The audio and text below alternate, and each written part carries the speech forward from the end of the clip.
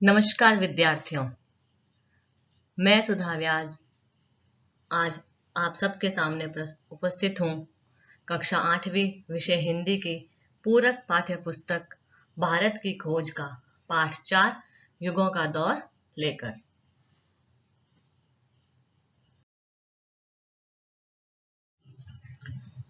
युगों का दौर इस पाठ के अंतर्गत जो चर्चा के प्रमुख बिंदु हैं वे इस प्रकार है। भारत पर शासन करने वाले प्रमुख वंश कौन कौन से हैं, भारत का प्राचीन रंगमंच, संस्कृत भाषा, विदेशों पर भारतीय कला का प्रभाव, भारत का विदेशी व्यापार, प्राचीन भारत में गणित शास्त्र तथा प्राचीन भारत में शिक्षा के केंद्र।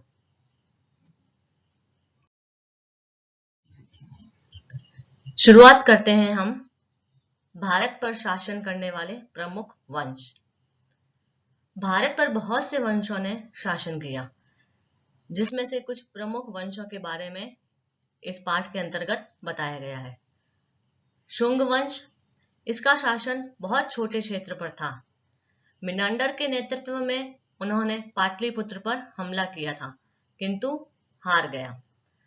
भारत से प्रभावित होकर मिनांडर ने बौद्ध धर्म अपना लिया और वह राजा मिलिंद के नाम से प्रसिद्ध हुआ। मध्य प्रदेश में सांची के निकट बेस नगर में ग्रेनाइट पत्थर का एक स्तंभ है, हेलियोदो, जिसमें यूनानियों के बारे में लिखा है। शक वंश, शक लोग ऑक्सस या अक्षु नदी की घाटी में बस गए थे। शक जाति के लोग बौद्ध और हिंदू धर्म को अपनाने लगे। शक काठियावाड़ और दक्षिण की ओर बस गए। कुषाण वंश, कुषाण जाति के लोग उत्तर भारत और मध्य एशिया के बहुत बड़े भूभाग पर शासन करते थे। यह हिंदू व बौद्ध धर्म को मानने वाले थे। इस वंश का सबसे प्रसिद्ध शासक कनिष्क था। इसकी राजधानी पेशावर के निकट थी। कुषाणों के समय चीन और भारत के संपर्क बने। चीन से भारत को जो तोहफे मिले उनमें आड़ू और नाशपाती के पेड़ थे। कुषाण काल में ही बौद्ध धर्म दो संप्रदायों में बट गया, पहला महायान और दूसरा हीनयान। महायान संप्रदाय के प्रमुख सिद्धांतों का प्रचार करने वाले नागार्जुन थे। हीनयान संप्रदाय वर्तमान श्रीलंका और म्यांमार में फैला।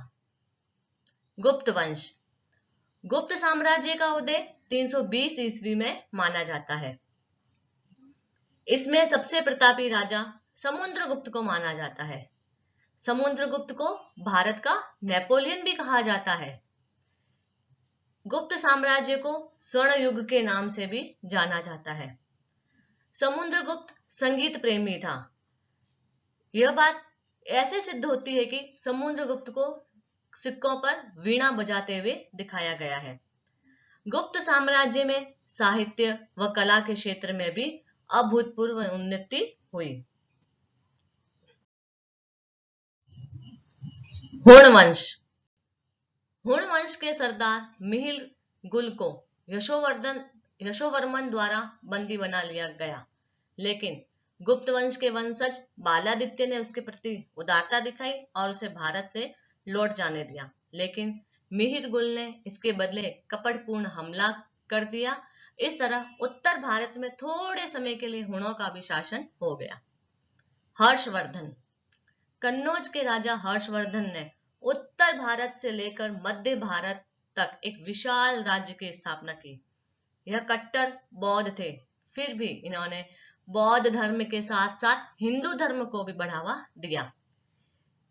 इनके समय प्रसिद्ध चीनी यात्री हुआनसांग या युआनच्वान भारत आया था। हर्षवर्धन कवि और नाटककार थे। हर्ष की मृत्यु 648 ईस्वी में हुई थी।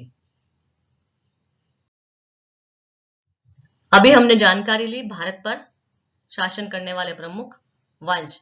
अब है भारत का प्राचीन रंगमंच।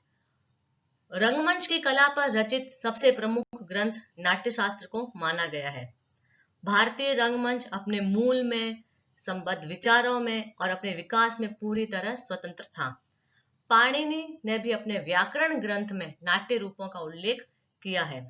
प्रमुख रचनाकारों व नाटकों के अंतर्गत भास के द्वारा लिखे 13 नाटकों का संग्रह, अश्वघोष द्वारा लिखित बुद्ध चरित्र, कालिदास द्वारा रचित अभिज्ञान शाकुंतलम और मेघदूत प्रमुख है। कालिदास चंद्रगुप्त विक्रमादित्य के शासनकाल में 9 रत्नों में से एक थे। इसी तरह शूद्रक ने मृच्छकटिकम यानी मिट्टी की गाड़ी नामक नाटक की रचना की, जिसका आधार राजनीति था।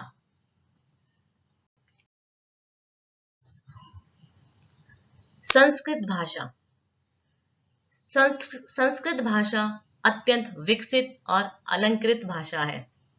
संस्कृत में व्याकरण ग्रंथ की रचना 2600 वर्ष पहले पाणिनि ने की थी। संस्कृत भाषा आधुनिक भाषाओं की जननी है। संस्कृत काव्य और दर्शन के बहुत से महत्वपूर्ण और सार्थक शब्द आज भी हमारी लोक प्रचलित भाषाओं में जीवित है।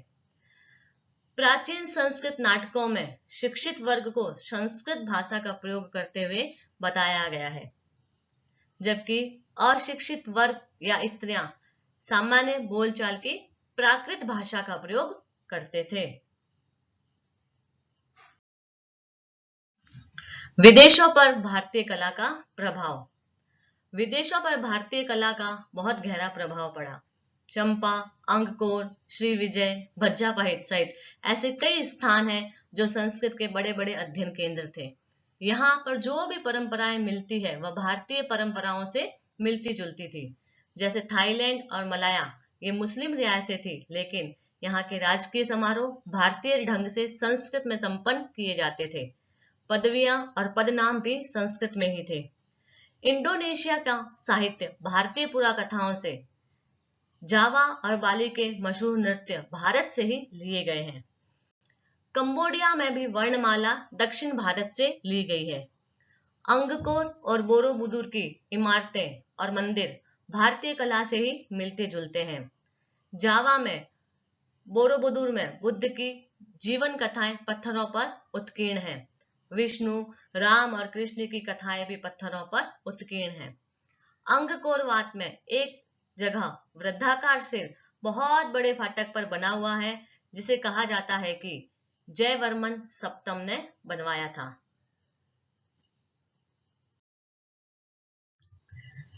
भारत की विशेषता मूर्तिकला और स्थापत्य कला है। मूर्तिकला में भगवान बुद्ध की मूर्तियां और चित्र बनाए गए। मथुरा के संग्रहालय में बोधिसत्व की एक विशाल, शक्तिशाली और प्रभावी पाषाण प्रतिमा है, जिसका निर्माण कुषाण युग में हुआ था। गुप्त काल में बहुत सारी गुफाओं का निर्माण किया गया, जिसमें अजंता की गुफाएं, एलोरा की गुफाएं, बाघ और बादामी की गुफाएं प्रसिद्ध है। इन गुफाओं में सुंदर स्त्रियों, राजकुमारियों, गायिकाओं के चित्र या मूर्तियां है। ये चित्र श्रृंगार करती हुई, बैठी हुई या खड़ी हुई स्त्रियों के हैं। एलोरा की गुफा में कैलाश का विशाल मंदिर है।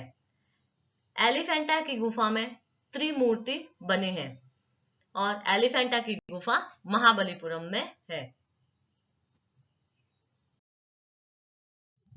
भारत का विदेशी व्यापार। भारत में बहुत प्राचीन काल से कपड़े का उद्योग विकसित हो चुका था। रेशमी कपड़ा यहाँ काफी समय से बनता रहा। चीन से रेशम का आयात किया जाता था। कपड़े को रंगने की कला में प्रगति हुई और पक्के रंग तैयार करने के खास तरीके निकाले गए। इनमें से एक नील का रंग था, जिसे अंग्रेजी में इंडिगो कहते हैं।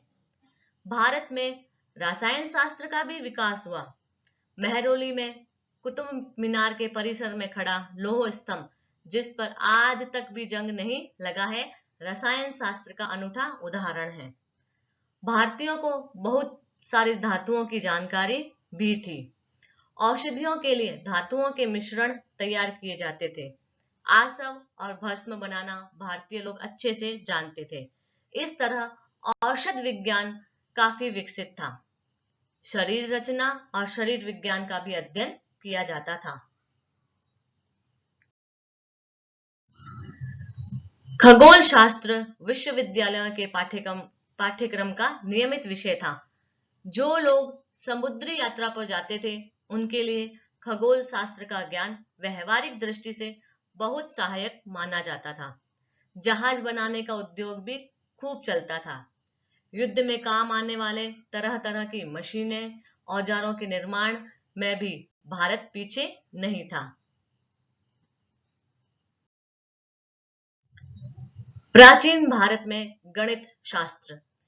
यह माना जाता है कि आधुनिक अंक गणित और बीज गणित के लिए नींव भारत में ही पड़ी थी। शून्य का आविष्कार भी भारत में ही हुआ था। बीज गणित पर सबसे प्राचीन ग्रंथ आर्यभट्ट का है। इनका जन्म 427 ईस्वी में हुआ था। भारतीय गणित शास्त्र में अगला महत्वपूर्ण नाम भास्कर, जिनका जन्म 522 ईस्वी का है, और उसके बाद ब्रह्मपुत्र 628 ईस्वी का आता है। ब्रह्मपुत्र प्रसिद्ध खगोल शास्त्री भी थे। अंतिम महान नाम भास्कर द्वितीय का है, जिनका जन्म 1114 ईस्वी में हुआ था। उन्होंने खगोल शास्त्र, बीज गणित और अंक गणित पर क्रमशः 3 ग्रंथों की रचना की। अंक गणित पर उनकी पुस्तक का नाम लीलावती है। प्राचीन भारत में शिक्षा के प्रमुख केंद्र। प्राचीन भारत में शिक्षा व संस्कृति के प्रमुख केंद्र बनारस, नालंदा, तक्षशिला, विक्रमशिला और वल्लभी विश्वविद्यालय थे। इन विश्वविद्यालयों में चीन, जापान, कोरिया, मंगोलिया आदि देशों से विद्यार्थी पढ़ने के लिए आते थे। इनके अलावा उज्जैनी और अमरावती विश्वविद्यालय प्रमुख थे। विद्यार्थियों, इस तरह हमारा जो पाठ है, पाठ 4 युगों का दौर, यहीं पर खत्म होता है। और इस पाठ में बताया गया है कि किस तरह से भारत में नए नए दौर आए, भारत का प्राचीन संपर्क किन किन देशों के था, प्राचीन काल में संपर्क किन किन देशों के साथ था, कौन कौन से प्रमुख शिक्षा के केंद्र थे, गणित शास्त्र में कौन कौन से प्रमुख गणितज्ञ हुए, यह सभी जानकारी इस पाठ में दी गई है। मुझे पूर्ण विश्वास है कि आपको यह पाठ भली भांति समझ में आया होगा। धन्यवाद।